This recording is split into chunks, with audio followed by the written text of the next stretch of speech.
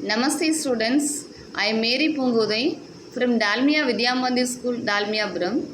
Children, I hope everyone is very fine in your home. Nowadays, many persons are affected by COVID-19 virus infection. So be safe in the home itself. Today I am going to teach a new lesson that is also related to disease. Children, in the home, mother takes small amount of milk. Along with the milk, she adds small amount of curd. After some time, when you observe the milk, what will happen to the milk? It will change into curd. What is the reason? Mother adds small amount of curd. Curd already contains microorganisms. The microorganism convert the milk into curd. What is microorganism? The word micro means small. They are the very small living organism. We are not able to see with the help of our eyes. We can see the microorganism only under the microscope. Microorganisms are divided into 5 groups: viruses, protozoa, bacteria, algae and fungi. Among the 5 group of microorganisms, viruses are always differ from other microorganisms. What is the reason for that? Protozoa, bacteria, algae and fungi are made up of cell. But in virus, there is no cell structure. Cell structure is completely absent. So what is present inside the virus? Viruses contain DNA or RNA. DNA means deoxyribonucleic acid.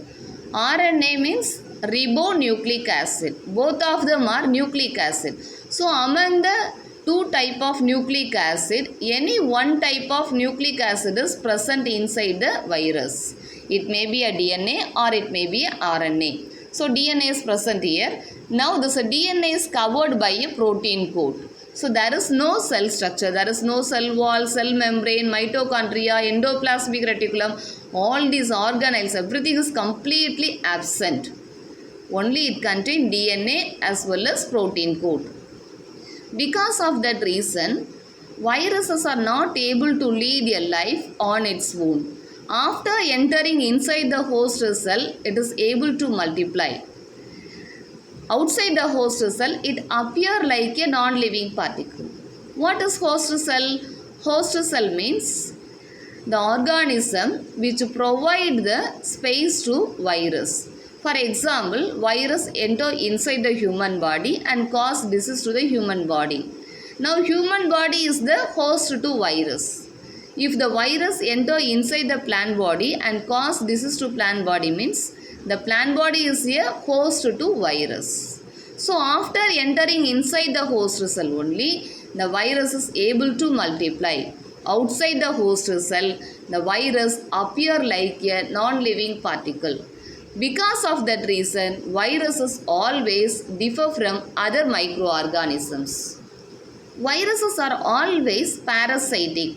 They cause disease to the animals, human beings as well as plants. In human beings, they cause disease like common cold, influenza, polio and chickenpox. The next group of microorganisms is bacteria. Bacteria appear in different shapes. They are made up of only one cell. Some of the bacteria are useful, some of the bacteria are harmful.